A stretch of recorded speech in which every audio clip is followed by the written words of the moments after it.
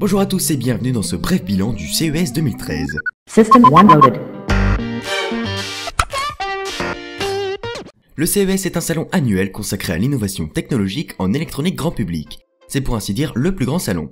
Il s'est déroulé la semaine dernière, comme tous les ans, à Las Vegas. Suite à cette semaine intense de nouveautés high-tech, j'ai décidé de vous faire le bilan du salon, du moins le peu de choses vraiment intéressantes, car oui, ça a beau être le plus grand salon du monde, ce n'est pas pour autant qu'il y a des nouveautés bouleversantes. Une chose est sûre, le CES de cette année ne restera pas dans les annales. Bien sûr, il y a tout de même des choses intéressantes, je les ai sélectionnées pour ce bilan, c'est parti. Commençons avec Nvidia, le célèbre fournisseur de processeurs et autres cartes graphiques, qui a créé la surprise du salon en y présentant sa nouvelle console de jeu, Shield. Nvidia ne la revendique pas vraiment comme une console de jeu, mais ça y ressemble fortement. Une manette très proche de celle de la Xbox 360, un écran de 5 pouces tactile et il fallait s'y attendre, des composants de haute volée, tout laisse penser à une console portable nouvelle génération, mais la firme présente Shield comme une plateforme ouverte. La soi-disant plateforme ouverte n'aura en fait pas de jeu qui lui est dédié, mais fonctionnement sous Android Jelly Bean 4.1, elle sera en mesure de lancer n'importe quelle application Android.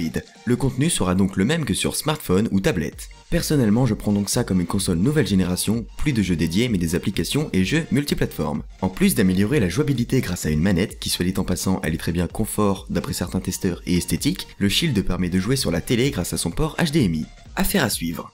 On pourrait croire que le salon ne présente que des smartphones, télévisions ou autres consoles, mais non. D'autres types de technologies sont présentes, et elles ne sont d'ailleurs pas des moindres. Cette année, c'est l'électroménager qui intéresse. Que ce soit chez LG ou Samsung, le concept de Smart House était sur toutes les bouches.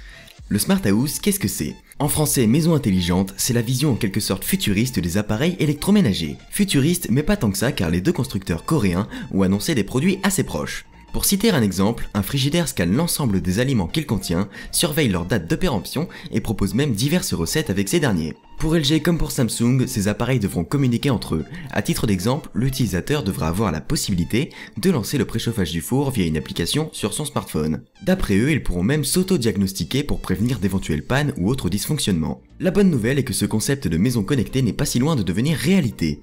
Les États-Unis pourront en profiter dès cette année et si la vente est au rendez-vous, l'Europe pourrait suivre.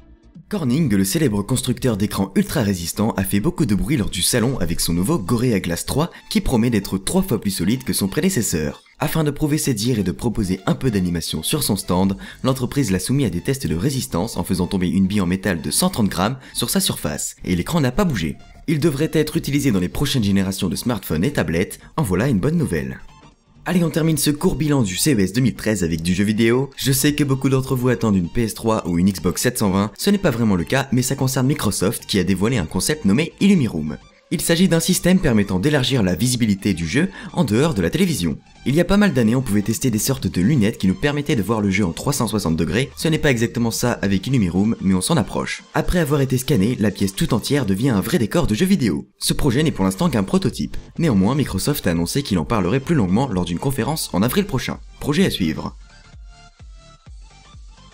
Ce bilan est déjà terminé, c'est vrai que c'était assez court mais il faut dire que cette année, le salon ne nous a pas tellement gâtés. J'ai sélectionné les sujets qui selon moi sont les plus intéressants. J'espère que ça vous a plu, si c'est le cas je vous invite à commenter, à partager cette vidéo et à regarder la Tech News numéro 9 si ce n'est pas déjà fait. Au passage, n'oubliez pas de répondre à la question de la semaine qui je le rappelle est la suivante, qu'attendez-vous pour 2013 en termes de technologie? Vous pouvez également me suivre sur Twitter et Facebook. Je vous remercie et à bientôt.